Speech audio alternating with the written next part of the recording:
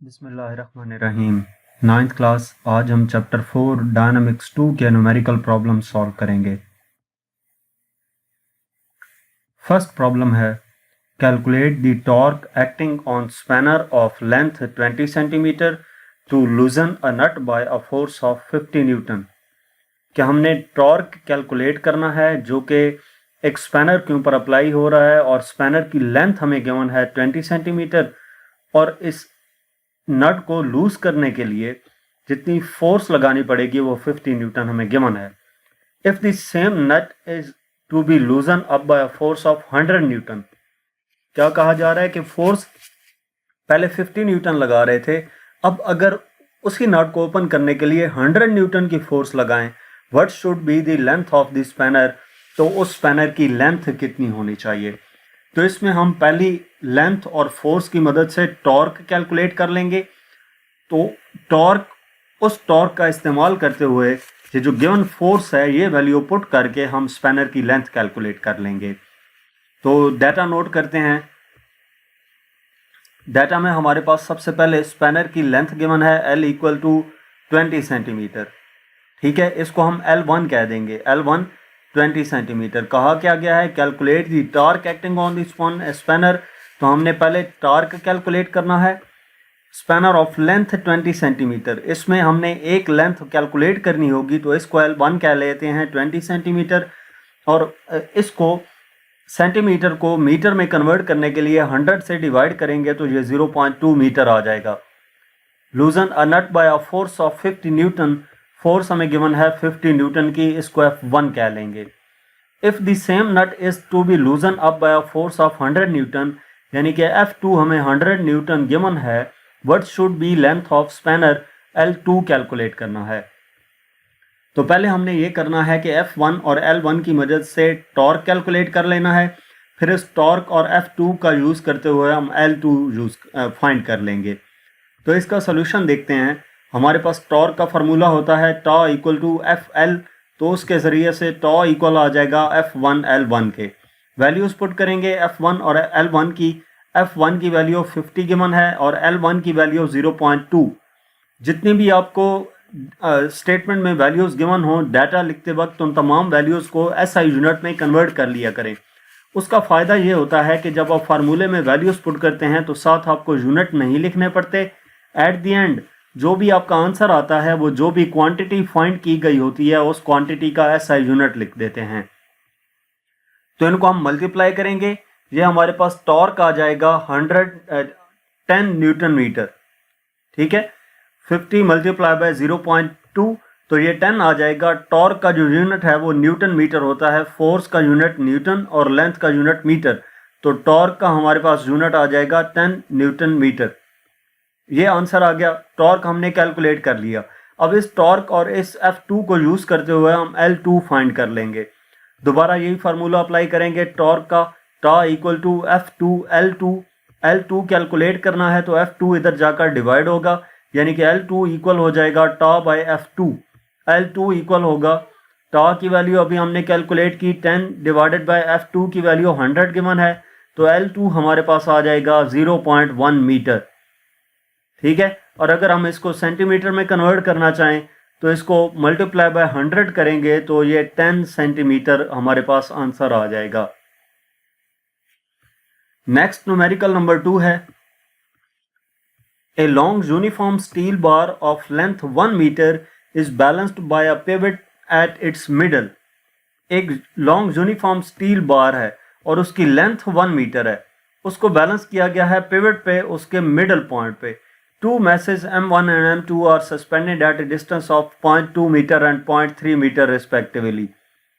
दो मैसेज हैं M1 और M2 और इनको सस्पेंड किया गया है at a distance of 0.2 and 0.3 respectively from the pivot point.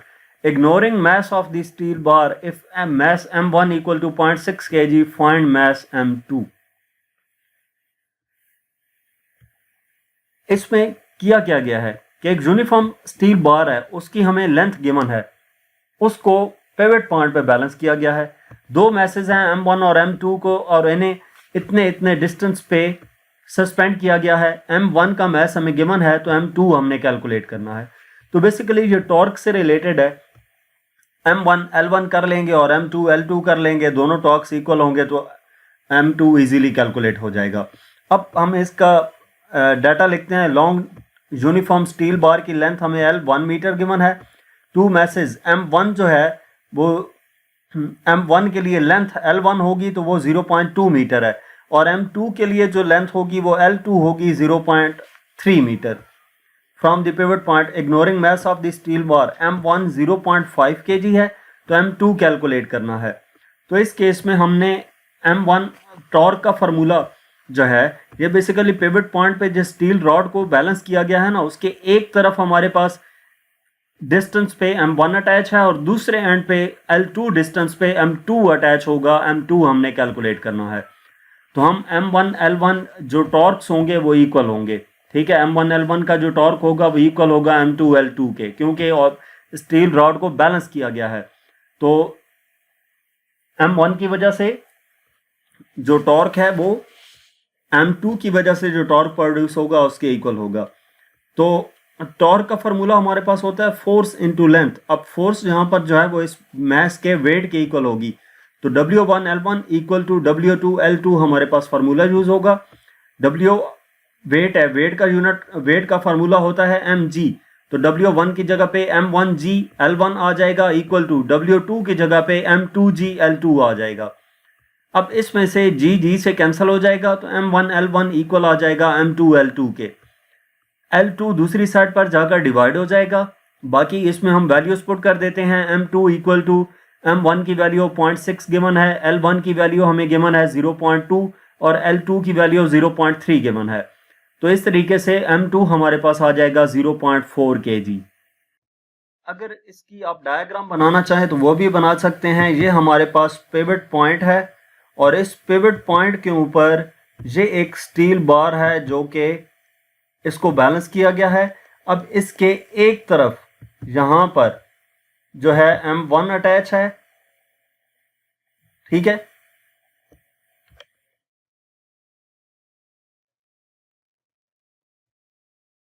और ये दूसरे एंड पर M2 अटैच है।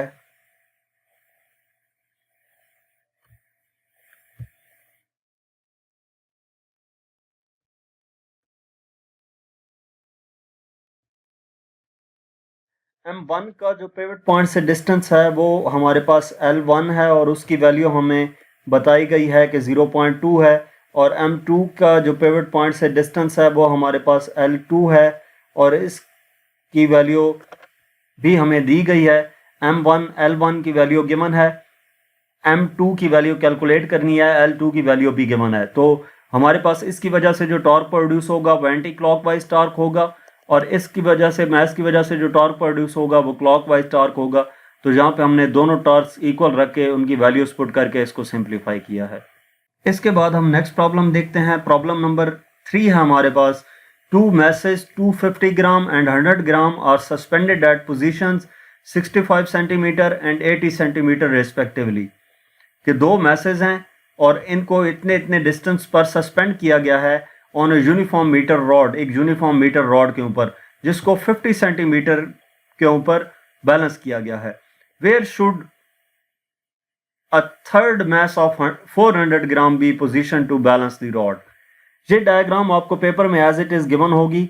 इसमें कहा क्या गया है कि एक 250 ग्राम का मैस है M1 और वो पिवट पॉइंट से L1 के डिस्टेंस पे मौजूद है, और M2 जो है 100 ग्राम वो हमारे पास पिवट पॉइंट से L2 डिस्टेंस पे मौजूद है। M3 जो है 400 ग्राम वो पिवट पॉइंट से कितने डिस्टेंस पे मौजूद है वो डिस्टेंस हमने कैलकुलेट करना है, यानी कि किस पॉइंट पर ये हैंग किया गया है। तो वो हम ये L3 कैलकुलेट करने के बाद X बेसिकली हम इसमें कैलकुलेट करके बताएंगे कि ये M3 किस पॉइंट पर हैंग किया गया है। यहाँ पर जो ऊपर इंफॉर्मेशन दी गई है ना उसमें यह कहा गया है कि M1 65 सेंटीमीटर के डिस्टेंस पे है। 65 जहां पर मार्किंग आती है वहां पर, तो ये 65 जो है मीन पोजीशन से 15 सेंटीमीटर बनता है। कैसे बनता है कि ये 65 है और ये 50 है, 65 माइनस 50 15 हो जाएगा। और इसी तरह जो M2 है वो 80 सेंटीमीटर पे था, तो 80 माइनस 50 30 आ जाएगा, तो L2 को हमने 30 कह दिया है, ठीक है। L1 और L2 समझ आ गई। हमने 15 और 30 कैसे किया है कि जिस पॉइंट पर हैंग है ये 65 है, पिवट पॉइंट 50 है, तो 65 माइनस 50 15 आ गया, और M2 जो है वो 80 पे है, तो 80 माइनस 50 30 आ जाएगा L2। अब हम इसका डाटा नोट करते हैं। डाटा में हमें सबसे पहले M1 250 ग्राम गिवन है, इसको हम SI यूनिट किलोग्राम में कन्वर्ट करेंगे, तो डिवाइडेड बाय 1000 करेंगे। किलोग्राम को किलोग्राम में कन्वर्ट करने के लिए 0.25 किलोग्राम आ जाएगा। इसी तरह M2 है हमारे पास 100 ग्राम, इसको किलोग्राम में कन्वर्ट करने के लिए 1000 से डिवाइड करेंगे तो 0.1 kg आ जाएगा। नेक्स्ट हमारे पास L1 जो हमने डायग्राम की मदद से देखा कि L1 कितना 15 सेंटीमीटर था, तो उसको नोट किया 15 सेंटीमीटर, और सेंटीमीटर को मीटर में कन्वर्ट करने के लिए 100 से डिवाइड करते हैं तो ये 0.15 मीटर आ जाएगा। और L2 हमारे पास आ जाएगा 30 सेंटीमीटर है, यानी कि 30 डिवाइडेड बाय 100 तो ये 0.3 मीटर आ जाएगा। नेक्स्ट हमारे पास क्या है, X हमने कैलकुलेट करना है, जबकि M3 हमें गिवन है 400 ग्राम, यानी कि इसको भी किलोग्राम में कन्वर्ट करने के लिए 1000 से डिवाइड किया तो 0.4 kg आ गया।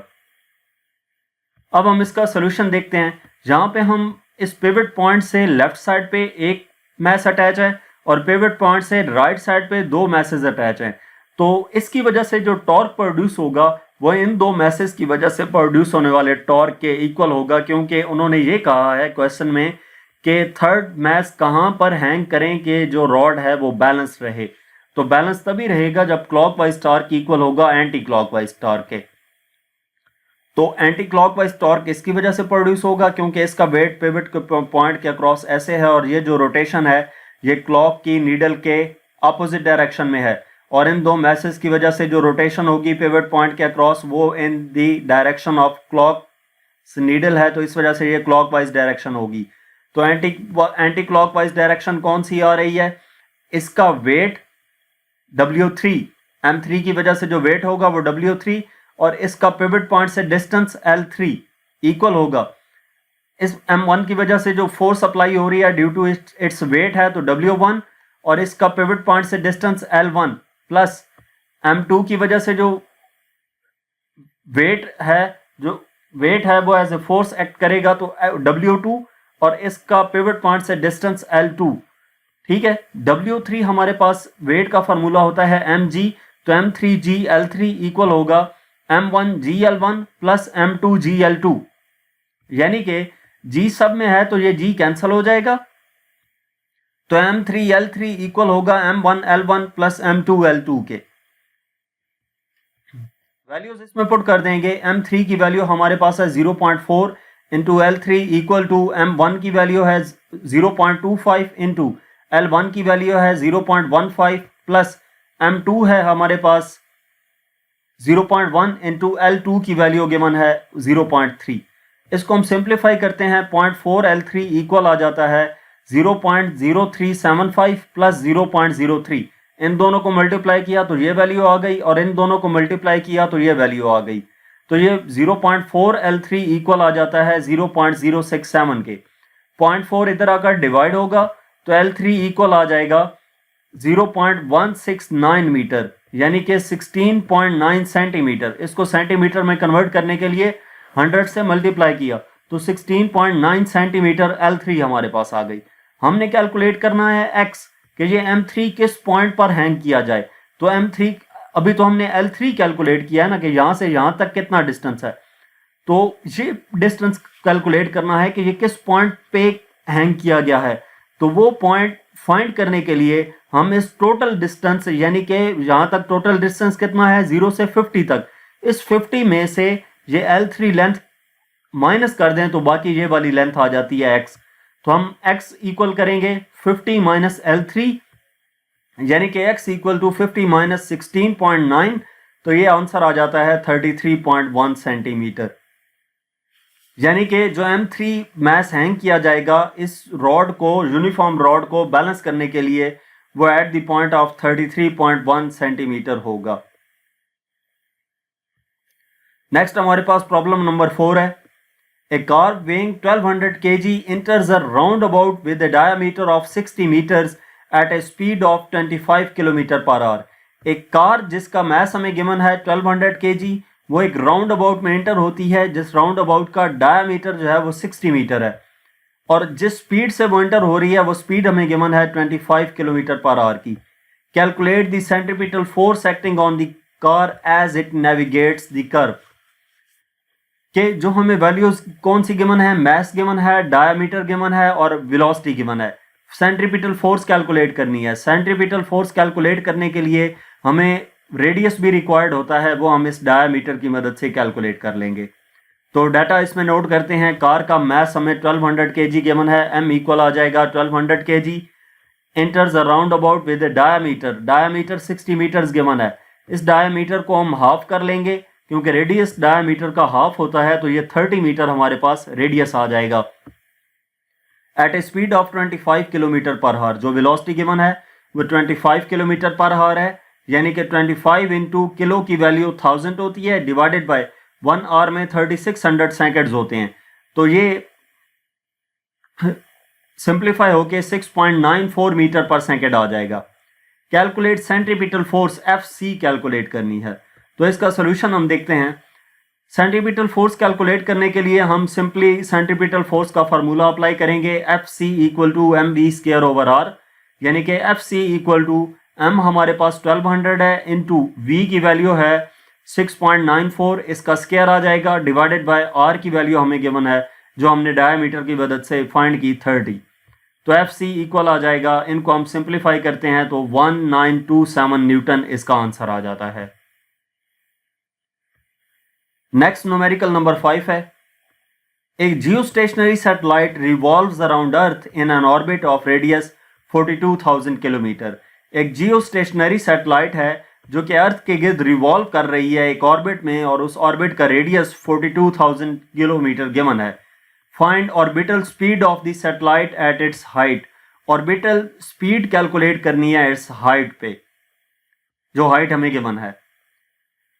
तो हम इसका डाटा नोट करते हैं। डाटा में हमें सबसे पहली चीज, जियोस्टेशनरी सैटेलाइट रिवॉल्व कर रही है अर्थ में, ऑर्बिट में।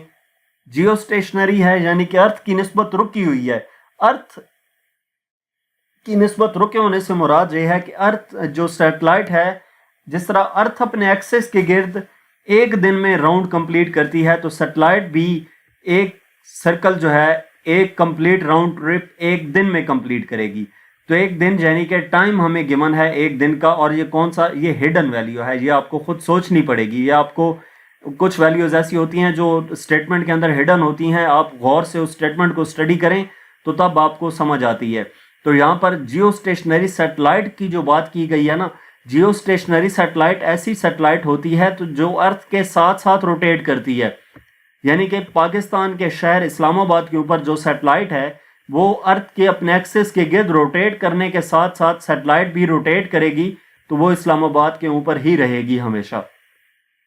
तो अर्थ एक दिन में अपनी कंप्लीट रोटेशन करता है, तो जो सैटेलाइट की रोटेशन होगी एक वन कंप्लीट रोटेशन, वो भी एक दिन ही होगी। यानी कि सैटेलाइट एक कितना टाइम ले रही है एक रोटेशन के लिए, 1 डे। तो 1 डे को हम सेकंड्स में कन्वर्ट कर लेंगे, जो कि हमारे पास 86400 सेकंड आ जाएगा। एक दिन में 24 आवर्स होते हैं, एक आवर में 60 मिनट होते हैं और एक मिनट में 60 सेकंड होते हैं। तो 24 मल्टीप्लाई बाय 60 मल्टीप्लाई बाय 60, ये 86400 सेकंड्स आ जाएगा। टाइम पीरियड के बाद नेक्स्ट हमें क्या गिवन है, in an orbit of radius, orbit जो है उसका रेडियस हमें गिवन है 42,000 किलोमीटर। हम इसको SI यूनिट मीटर्स में कन्वर्ट करेंगे तो किलो की वैल्यू 1000 10³ होती है, तो ये 42,000 इंटू 10³ मीटर आ जाएगा। Find orbital speed of the satellite, orbital speed V orbital calculate करनी है। तो V ऑर्बिटल कैलकुलेट करने के लिए हम इसका फॉर्मूला अप्लाई करेंगे। V0 इक्वल टू 2πr/t, ये हमारे पास ऑर्बिटल वेलोसिटी कैलकुलेट करने का फॉर्मूला है, 2πr डिवाइडेड बाय t। तो V0 इक्वल आ जाएगा 2 इंटू पाई की वैल्यू आपको मालूम होनी चाहिए 3.14 होती है, इंटू r हमें गिवन है 42,000 इंटू 10³ डिवाइडेड बाय टाइम 86400 है। तो V ऑर्बिटल इक्वल आ जाएगा 263760000 डिवाइडेड बाय 86400। ये ऊपर वाली टर्म्स जब मल्टीप्लाई की तो ये वाली वैल्यू आ जाएगी, डिवाइडेड बाय 86400 है। इनको डिवाइड करेंगे तो v ऑर्बिटल आ जाएगा 3052.78 मीटर पर सेकेंड, यानी कि ये हमारे पास, अगर हम इसको किलोमीटर में कन्वर्ट करना चाहें तो पॉइंट को 3 डिजिट लेफ्ट साइड पे मूव करेंगे तो ये 3.05278 इंटू 10⁻³ मीटर पर सेकेंड आ जाता है, यानी कि 3.05278 किलोमीटर पर सेकेंड हमारे पास ऑर्बिटल वेलोसिटी आ जाएगी इस जियोस्टेशनरी सैटेलाइट की, जो कि अर्थ से 42,000 किलोमीटर के डिस्टेंस पर मूव कर रहा था। अर्थ से नहीं, अर्थ के सेंटर से, यानी कि उस सैटेलाइट का जो रेडियस है वो 42,000 किलोमीटर गिवन था। तो यहाँ तक हमारे पास इस चैप्टर के न्यूमेरिकल प्रॉब्लम्स थे। मजीद किसी भी चैप्टर की एक्सरसाइज का सोल्यूशन देखने के लिए आप हमारा चैनल विजिट करें। इसके अलावा अगर आप किसी भी सब्जेक्ट की ऑनलाइन जो होम ट्यूशन पढ़ना चाहते हैं तो हमसे व्हाट्सएप पे कांटेक्ट कर सकते हैं। Thank you.